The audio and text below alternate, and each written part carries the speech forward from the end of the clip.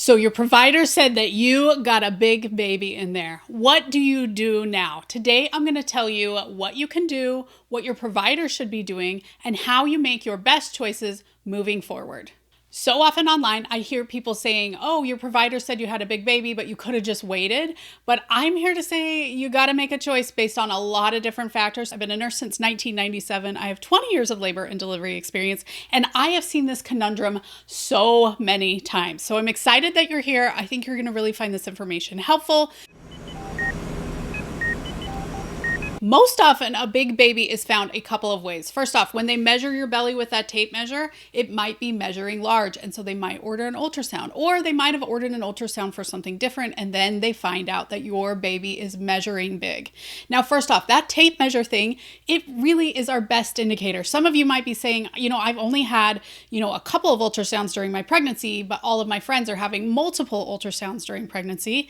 The reality is you're only supposed to have that first ultrasound that hopefully figures out your due date, and then a second ultrasound that looks at your baby's anatomy to make sure that everything's okay. Then if that didn't look so good, or you have other high risk conditions, they may order further ultrasounds. But that tape measure thing, as weird as it is, really can help us know if baby is maybe getting big, or we need to watch something a little more closely with an ultrasound. So if you're over here wishing you had more ultrasounds, talk with your provider. Just know that the standard of care is just that initial one at 8 to 10 weeks, and then another one around 20 weeks. And I actually have 2 podcast episodes on ultrasounds. I'm going to put those down below so you guys can take a listen.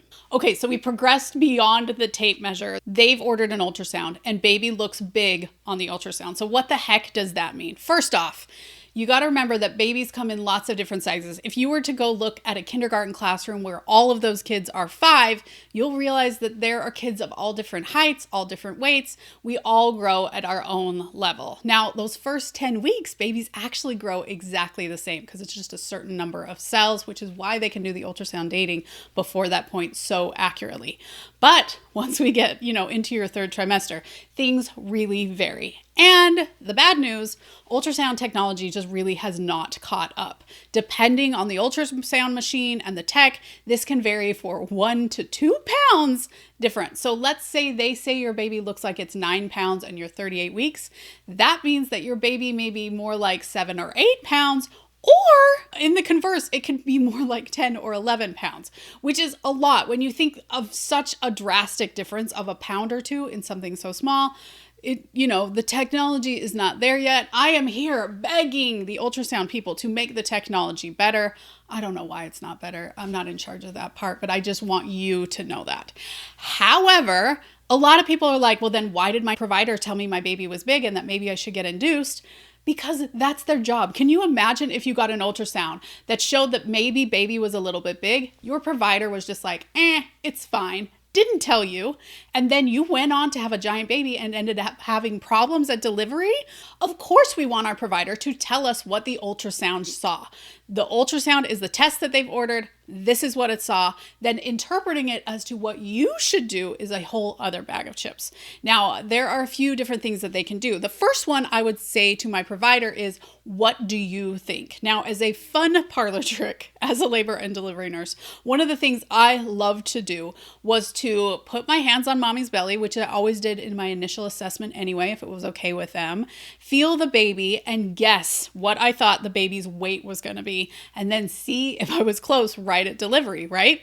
And OBs must be doing the same thing themselves. The more bellies you feel, the more you learn which bellies, that produce a bigger baby versus a smaller baby. So because I've been able to touch 1,000 bellies and then see 1,000 different babies, I have been able to hone that skill. Same thing with OBs. As they're feeling on your belly, that's called Leopold's maneuvers, they can sort of see how big baby is. Now, some babies hide their size. Sometimes we have a little extra fluff on top of the baby, some fat, and that can make it more difficult to tell exactly how big baby is. It's not 100% accurate. I gotta say, mine was definitely not 100% accurate, but a lot of times I could tell, like, this baby seems a little bit big. And in those cases, sometimes I would call in extra help for delivery just in case. Now, a lot of times people get that ultrasound and they'll just schedule like an immediate induction, but you always have the option to maybe wait. You can always ask your provider, what if we did another ultrasound in 5 days to see how the baby is growing? And that at least gives you 2 data points to see what we think the baby is doing, because you might even get that second one and they're still showing that the baby's about the same because it's not quite as accurate as we wish it would be. And that is a conversation that you need to have with your provider. But when we talk about informed consent, there's the risks, the benefits, and the alternatives. And one of the big alternatives is to wait. But what are the risks of having a big baby? The biggest risk is that baby getting stuck in your pelvis. So the head is out. This is called a shoulder dystocia. And then the biggest part of the baby to come through is these shoulders, and they can get stuck and it can be extremely problematic. That is something that we definitely want to avoid. And I would dare say your provider wants to avoid at all costs. So we don't want the baby to get stuck. So sometimes we'll induce a little bit early because, baby's only getting bigger there in the womb. And it prevents things like shoulder dystocia, which can be, again, extremely problematic. So these are risks and benefits that you're going to want to talk with your provider. It's not a simple conversation, but I don't know that you need to throw your entire birth preferences off the rails because you got one ultrasound that showed that baby was a little bit big. Now, I get a lot of people who are getting an ultrasound at like 33 weeks showing that the baby is a little bit big.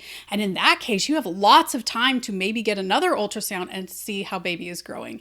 Another thing that I see with those early ultrasounds is they'll say baby is measuring a week or 2 ahead. Again, back to that kindergarten classroom, we have kids of all different shapes and sizes. And in the womb, we have babies of all different shapes or sizes.